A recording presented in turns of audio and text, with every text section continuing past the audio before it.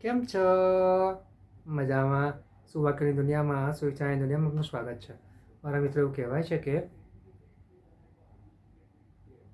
આપણે જે કંઈ છીએ તે આપણા વિચારો અને આપણા શબ્દો થકી જ અત્યારની આ પરિસ્થિતિમાં છીએ. મારા મિત્રો, આવી જ કોઈ વાતને સુવિચાર તરીકે કોઈ અજ્ઞાતે ખૂબ સરસ રીતે લખ્યું છે. આજનો જે સુવિચાર છે તેનો વિષય છે મુશ્કેલીઓ, ટ્રબલ્સ. કોઈ અજ્ઞાતે લખ્યું છે કે આ દુનિયામાં કોઈ પણ વસ્તુ એવી નથી કે જે આપણને મુશ્કેલીમાં મૂકી શકે, સિવાય આપણા વિચારો અને આપણા શબ્દો. મારા મિત્રો, વાત ખૂબ જ સીધી છે, ખૂબ જ સરળ છે, એટલી જ મહત્ત્વની અહીંયા જ મહત્ત્વની છે. અહીંયા જે વાત છે તે આપણા વિચારોની છે ને આપણા શબ્દોની છે. મારા મિત્રો, એ તો આપણને ખબર જ છે કે આપણને બધાને ખબર છે કે બોલવા કરતાં સાંભળવું વધારે સારું. છતાં પણ આપણે કોઈ ક્રિયા આવે છે, કોઈ એક્શન આવે છે, તરત આપણે આપણી પ્રતિક્રિયાઓ, રિએક્શન આપી જ દઈએ છીએ. એટલે જ્યાં આપણે સાંભળવાનું હોય ત્યાં આપણે બોલી નાખીએ છીએ અને પછી આપણે પાછળથી પસ્તાઈએ છીએ.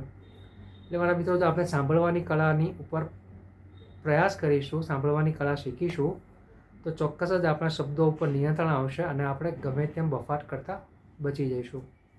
અને બીજી વાત છે આપણા વિચારોની. મારા મિત્રો, વિચારોમાં એટલે એવું કહી શકાય છે કે વિચારોને જેટલું નિયંત્રણમાં લેવા જઈશું, વિચારો એટલા જ ઉછળશે.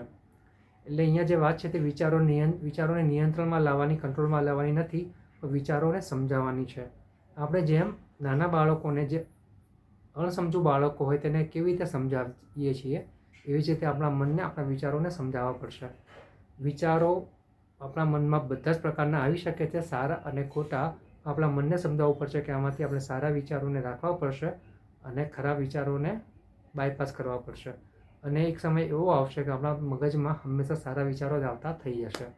બસ મારા મિત્રો, આના માટે થોડી તપસ્યા કરવી પડશે, થોડી સાધના કરવી પડશે, પરંતુ આપણે કરી શકીએ તો ચોક્કસ જ આપણે ખરાબ વિચારોને આપણા મગજમાં આવતા રોકી શકીએ છીએ. અને મારા મિત્રો, વાત ફક્ત એટલી જ છે કે જો વિચારોને નિયંત્રણમાં કરવા જઈશું તો વિચારો ઉછળશે. એના કરતાં વિચારોને સમજાવીશું, નાના બાળકની જેમ પ્રેમથી સમજાવીશું, તો ચોક્કસ જ વિચારો આપણા નિયંત્રણમાં આવશે. આપણે જેવું વિચારવા માગીશું તેવું જ વિચારશે. તો બસ મારા મિત્રો, વાત ફક્ત એટલી જ છે. જો આપણે આપણા વિચારો અને આપણા શબ્દો ઉપર નિયંત્રણ લાવી શકીએ તો ચોક્કસ જ આપણા જીવનને જે અત્યારે છે તેના કરતાં વધારે સારું, બહેતર બનાવી શકીએ છીએ. Thank you.